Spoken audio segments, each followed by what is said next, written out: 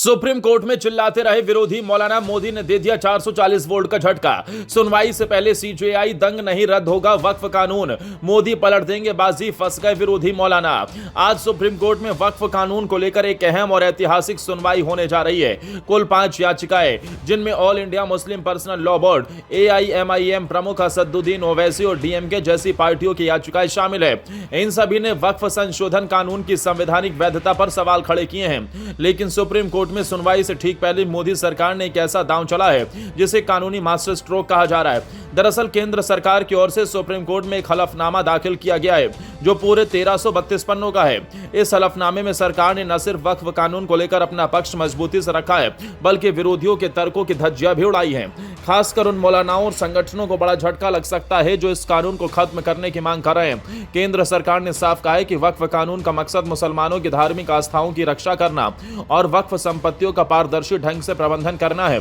सरकार ने हलफनामे में यह भी कहा कि वक्फ कानून नया नहीं है, बल्कि इसकी जड़ें 1923 से चली आ रही हैं। तब से ही वक्फ संपत्तियों का रजिस्ट्रेशन अनिवार्य किया गया था। सरकार का दावा है कि वक्फ संशोधन कानून 2025 में आस्था और पूजा के मूल अधिकारों को छेड़े बिना लिया गया है।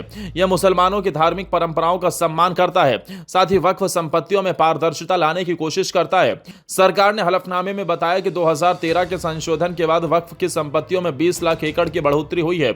यह बढ़ोतरी ही विवाद की जड़ बनी है। केंद्र का आरोप है कि वक्फ बोर्ड इस कानून के जरिए निजी और सरकारी संपत्तियों पर दावा ठोक रहा है। कई बार बिना किसी ठोस सबूत के भी संपत्तियों को वक्फ घोषित कर दिया गया। इससे सामाजिक तनाव और कानूनी विवाद पैदा हो रहे हैं। सरकार ने यह भी बताया कि 2013 के बाद वक्फ एरिया में 116% की बढ़ोतरी हुई है। यही कारण है कि सरकार ने संशोधन कर पारदर्शिता लाने की कोशिश की है। लेकिन सरकार की इस कोशिश को मौलाना और कुछ मुस्लिम संगठन गलत ठहरा रहे हैं। All India Muslim personal law board ने भी जवाबी हलफनामा दाखिल किया है। उन्होंने सरकार के दावों को सिरे से खारिज करते हुए कहा कि सरकार सुप्रीम कोर्ट को गुमराह कर रही है। बोर्ड का कहना है कि जिन आंकड़ों के आधार पर वक्फ संपत्तियों में बढ़ोतरी दिखाई गई है वे झूठे हैं और जिन अधिकारियों ने ये आंकड़े तैयार किए हैं उनके खिलाफ जांच होनी चाहिए। मुस्लिम पर्सनल लॉ बोर्ड का आरोप है कि सरकार इस कानून के जरिए वक्फ संपत्तियों पर सरकारी नियंत्रण चाहती है और इस बहाने से मुसलमानों के धार्मिक अधिकारों में दखल देना चाहती है।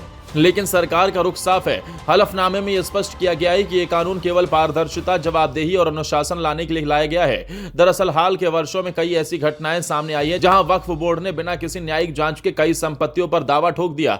इनमें दिल्ली की ASI संरक्षित इमारतें, यूपी विधानसभा और कई सरकारी इमारतें शामिल हैं। सरकार का कहना है कि मौजूदा वक्फ कानून में यह व्यवस्था है कि किसी संपत्ति पर अगर वक्फ बोर्ड दावा करता है तो उस पर जांच वक्फ ट्रिब्यूनल में ही होगी, न कि किसी सिविल कोर्ट में। इससे आम नागरिक को न्याय नहीं मिल पाता और वक्फ बोर्ड अपनी मनमानी करता है। यही नहीं, सरकार का आरोप है कि वक्फ संपत्तियों का दुरुपयोग हो रहा है। जिन गरीबों के कल्याण के लिए ये संपत्तियां हैं उनके पास ना तो मूलभूत सुविधाएं पहुंचती हैं और ना ही इसका लाभ, बल्कि कुछ रसूखदार लोग इन संपत्तियों को किराए पर देकर मुनाफा कमा रहे हैं। सरकार का कहना है कि ये कानून बिचौलियों पर लगाम लगाने के लिए लाया गया है। लेकिन विरोध करने वाले मौलाना इस कानून को अपनी सत्ता और दबदबे पर खतरा मान रहे हैं, इसलिए सुप्रीम कोर्ट में इसका विरोध कर रहे हैं। अब सुप्रीम कोर्ट में चीफ जस्टिस संजीव खन्ना की अध्यक्षता वाली 3 जजों की बेंच, जिसमें जस्टिस संजय कुमार और जस्टिस KV विश्वनाथन शामिल हैं, इस पर सुनवाई करेगी। इनकी बेंच इन 5 याचिकाओं पर विचार करेगी। केंद्र सरकार ने सुप्रीम कोर्ट से अपील की है कि इन याचिकाओं को खारिज कर दिया जाए, क्योंकि यह कानून पूरी तरह से पारदर्शिता के साथ लाया गया है और संसद से मंजूरी के बाद कानून बना है। सरकार ने यह भी दावा किया है कि इस कानून को लाने से पहले मुस्लिम समुदाय के लोगों से बातचीत की गई थी और उनकी सहमति से ही संशोधन किया गया। अब देखना होगा कि सुप्रीम कोर्ट क्या फैसला सुनाता है। लेकिन इतना तो तय है कि जो विरोधी मौलाना इसे रद्द करने के लिए सुप्रीम कोर्ट का दरवाजा खटखटा रहे थे, उनके लिए मोदी सरकार का यह 1332 पन्नों का जवाब किसी कानूनी झटके से कम नहीं है। तो अब फैसला सुप्रीम कोर्ट के हाथ में है। लेकिन मोदी सरकार का यह कदम बता रहा है कि वक्फ संपत्तियों में पारदर्शिता और न्याय के लिए वो पूरी तरह तैयार है। आपकी इस पूरे मामले पर क्या राय है, नीचे कमेंट में जरूर बताएं।